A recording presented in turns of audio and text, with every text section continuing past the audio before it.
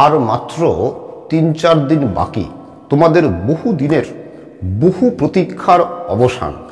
আগামী 3 মার্চ 2024 মাদ্রাসা service commission পরীক্ষার SLST অনুষ্ঠিত হতে যাচ্ছে। তোমরা অনেকেই অ্যাডমিট কার্ডও পেয়ে গেছো, তাই তো? তোমাদের এখন ইউটিউব দেখে সময় নষ্ট করার কথা নয়, তাই কি না? তাই খুব সংক্ষেপে আমি 2-4টি কথা বলছি, তোমরা শুনে নাও। প্রথমত দেখো যে পরীক্ষার হলে কিভাবে টেনশন ফ্রি থাকবে। দ্বিতীয়ত পরীক্ষার হলে কি করবে আর কি করবে না। তৃতীয়ত নির্দিষ্ট সময়ের মধ্যে সব প্রশ্নের উত্তর সঠিক পদ্ধতিতে কিভাবে করবে। দেখো এই শেষ মুহূর্তে এসে তোমাদের অনেকেরই বা সকলেরই এরকম মনে হতে পারে যে যতই পড়ছি ততই ভুলে যাচ্ছি, কিছুই মনে রাখতে পারছি না, এবং এই ভেবে টেনশন হচ্ছে, তাই তো? দেখো এটা কিন্তু তোমার একার সমস্যা নয়, এটা প্রত্যেকেরই সমস্যা। আর এটা না ভেবে তুমি তোমার পড়া পড়ে যাও কেন? দেখো এখন এরকম মনে হলেও পরীক্ষার সময় তুমি যখন প্রশ্নটা পড়বে, পরীক্ষার সময় তুমি যখন প্রশ্ন পড়বে, যখন অপশনগুলো দেখবে, তখন কিন্তু ঠিক তোমার মনে পড়ে যাবে। যতই এখন মনে হোক যে তোমার মনে থাকছে না বা মনে রাখতে পারছি না, সব ভুলে যাচ্ছি, তখন কিন্তু সব মনে পড়ে যাবে তুমি যদি পড়া পড়ে থাকো, ঠিক আছে? আর এটা ভেবে পজিটিভ থাকো, তোমার মনে পড়বেই, তাহলে দেখবে টেনশন তোমার কম হবে। এবার দেখো যে পরীক্ষার আগের দিন তুমি কি করবে। দেখো তুমি যে অ্যাডমিট কার্ড পেয়েছো, দেখবে সেই অ্যাডমিট কার্ডে ইনস্ট্রাকশন আছে, ওকে? ওই ইনস্ট্রাকশনগুলি খুব ভালো করে পড়বে, ঠিক আছে? আর কি করবে যে পরীক্ষার দিন যা যা তোমাকে সঙ্গে নিয়ে যেতে হবে সেগুলো কিন্তু অবশ্যই আগের দিন তুমি গুছিয়ে রাখবে, ওকে? আরেকটা কথা আমার বলার কথা নয়, তবু বলছি, পরীক্ষার আগের দিন রাতের বেলায় খুব হালকা খাবার খাবে, যেন পরের দিন সকালবেলায় গ্যাস অ্যাসিডিটির সমস্যা না হয়। এবার পরীক্ষার দিন তুমি কি করবে। দেখো পরীক্ষার দিন তুমি রিল্যাক্স মুডে থাকার চেষ্টা করবে, মনে মনে ভাববে তুমি যা পড়েছো তার থেকেই তুমি কমন পাবে, ঠিক আছে? আর অবশ্যই অবশ্যই পরীক্ষা শুরুর 1 ঘন্টা আগে, পরীক্ষা শুরুর যা টাইম তার 1 ঘন্টা আগে অবশ্যই পরীক্ষা কেন্দ্রে পৌঁছাবে। তোমাদের 10:30 থেকে পরীক্ষা শুরু, তাহলে অবশ্যই 9:30টার মধ্যে তুমি পরীক্ষা কেন্দ্রে পৌঁছে যাবে। এরপর পরীক্ষার হলে ঢুকবে। পরীক্ষার হলে ঢুকে তুমি তোমার নির্দিষ্ট সিট নাম্বারে গিয়ে বসো এবং তোমার আইডি কার্ড এবং অ্যাডমিট কার্ড এগুলো হাতের কাছে রাখো।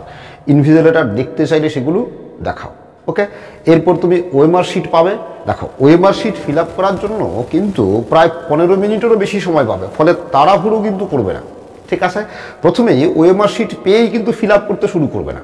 কি করবে, আগে ওএমআর শিট একদম শুরু থেকে শেষ পর্যন্ত দেখে নাও যে কোথায় কি ফিল আপ করতে হবে, এবং যদি কোথাও বুঝতে অসুবিধা হয় সঙ্গে সঙ্গে ইনভিজিলেটরকে জিজ্ঞেস করো এখানে কি লিখতে হবে, ঠিক আছে?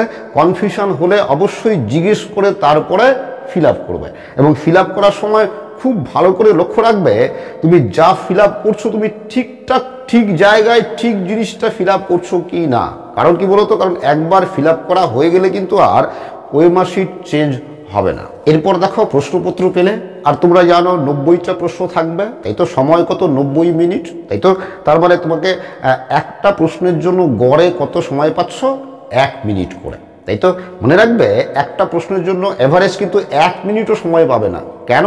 কারণ হচ্ছে এই 90 মিনিটের মধ্যেই তোমাকে অ্যাটেন্ডেন্সে সই সাবুত করতে হবে, সিগনেচার করতে হবে, তাই তো? ইনভিজিলেটর তোমার ওএমআর শিটে সই করবেন, তাই তো? ভেরিফাই করবেন, ফলে তুমি এখান থেকে আরো 10 মিনিট বাদ দাও, তার মানে তোমার হাতে থাকলো 80 মিনিট। তার মানে এই 80 মিনিটের মধ্যে তোমাকে এই 90টা প্রশ্ন, তাই তো, 90টা প্রশ্নের উত্তর করতে হবে। আর এই 80 মিনিট সময় কিন্তু তোমার জন্য খুবই ভাইটাল। এবার এই 80 মিনিট সময়ে তুমি কিভাবে সঠিক পদ্ধতিতে উত্তর করবে এবং তোমার স্ট্র্যাটেজি কি হওয়া উচিত সেগুলো আমি পরপর বলছি। দেখো প্রশ্নপত্রে তুমি 3 টাইপের প্রশ্ন পাবে। কিরকম? দেখো যে এমন কিছু প্রশ্ন পাবে যে প্রশ্নগুলোর উত্তর তোমার কনফার্ম জানা, যে একবার প্রশ্নটা পড়েই তুমি কনফার্ম হয়ে যাচ্ছ যে এর উত্তর এ হবে, বি হবে, সি হবে অথবা ডি হবে। একবার পড়েই তুমি কনফার্ম হচ্ছ, তোমার কনফার্ম জানা, এরকম কিছু প্রশ্ন পাবে, ওকে? আবার এমন কিছু প্রশ্ন পাবে যে প্রশ্নগুলো তোমার মানে কনসেপচুয়াল প্রশ্ন, তোমাকে প্রশ্নটা পড়ে ভেবে তুমি কনফার্ম হচ্ছ যে অপশান অ্যান্সার এ হবে, বি হবে, সি হবে অথবা ডি হবে। দুটা টাইপ হলো। আরেকটা টাইপ, কিছু প্রশ্ন পেতে পারো, এমন কিছু প্রশ্ন পেতে পারো যে প্রশ্নের উত্তর এই যে এ বি সি ডি অপশানগুলো থাকবে তার একটা অপশান সম্পর্কেও তোমার কোনো আইডিয়া নেই। বোঝা গেল? বা এরকম হতে পারে প্রশ্নটা তুমি আগে কখনো শুনোইনি, প্রথমবার শুনছো, এই অপশন সম্পর্কে তোমার কোনোই আইডিয়া নেই। ঠিক আছে, তাহলে এই 3 টাইপের প্রশ্নই কিন্তু পাবে। এবার এই 3 টাইপের প্রশ্ন তুমি ওই নির্দিষ্ট সময়ের মধ্যে কিভাবে কোনটা উত্তর করবে এক এক করে শুনে নাও। এবার তোমার এই যে পরীক্ষার টাইম, নির্দিষ্ট টাইম, এই নির্দিষ্ট টাইমকে তুমি 3টা রাউন্ডে কাজে লাগো। ঠিক আছে, first round, second round, third round. First রাউন্ডে তুমি কি করবে দেখো। ফার্স্ট রাউন্ডে তুমি প্রশ্নটা পেয়ে 1 নাম্বার থেকে প্রশ্নটা দেখতে শুরু করো। ঠিক আছে, 1 2 3 4 সিরিয়ালি 1 নাম্বার থেকে দেখতে শুরু করো এবং দেখতে থাকবে, এবং সঙ্গে সঙ্গে তোমার যে প্রশ্নগুলোর উত্তর কনফার্ম জানা সেইগুলো তুমি সঙ্গে সঙ্গে উত্তর করে ফেলবে। এভাবে ফার্স্ট রাউন্ড শেষ হলো। ঠিক আছে, এবার সেকেন্ড রাউন্ডে কি করবে দেখো। সেকেন্ড রাউন্ডে আবার শুরু থেকে দেখে আসো যেগুলো বাদ থেকে গেলো সেগুলো। ঠিক আছে, এবার যেগুলো বাদ থাকলো তার মধ্যে শুরু থেকে দেখে আসো তার মধ্যে কোনগুলো তুমি মানে কনসেপচুয়াল প্রশ্ন, কোনগুলো তুমি ভাবলে পরে ভেবে তুমি উত্তর করতে পারবে। ঠিক আছে, তবে ভাবার জন্য কিন্তু খুব বেশি সময় নষ্ট করবে না। যদি খুব বেশি সময় লাগছে তাহলে সেটা স্কিপ করে যাও, পরে করবে। ঠিক আছে, এবার দেখো কনসেপচুয়াল প্রশ্নের ক্ষেত্রে প্রশ্নটা কিন্তু একবার করবে না, প্রশ্নটা তুমি কয়েকবার প্রশ্নটা পড়ো, পড়ে তুমি প্রশ্নের সেন্সটা বোঝার চেষ্টা করো যে উত্তর কি চাইছে।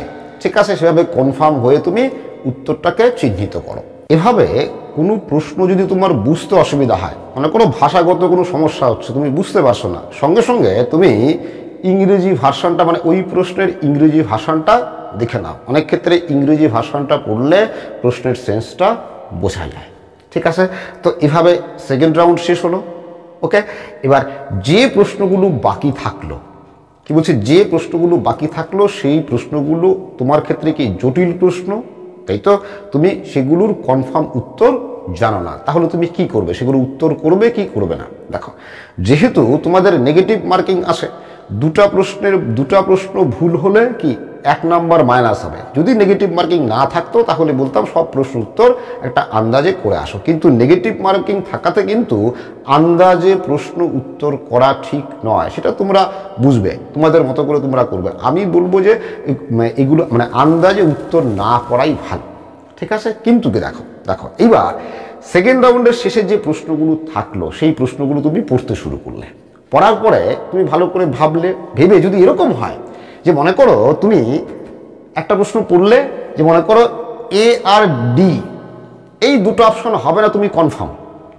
ঠিক আছে, তুমি কনফার্ম যে এই দুটো অপশন হবে না। ঠিক আছে, এই বি এবং সি বা যে কোনো এই দুটো অপশনের মধ্যে কোনো একটা হবে, সেই ক্ষেত্রে তুমি এই সব প্রশ্নের উত্তর করে আসতে পারো।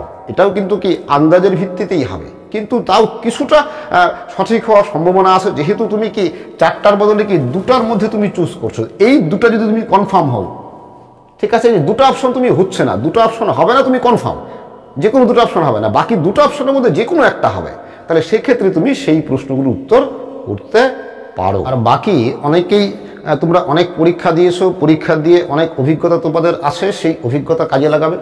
ঠিক আছে, তো আশা করি আমার কথাগুলো তোমরা বুঝতে পেরেছো। আর তোমরা অবশ্যই ভালো করে পরীক্ষা দাও, আর তোমাদের পরীক্ষা ভালো হোক এই আশা করছি।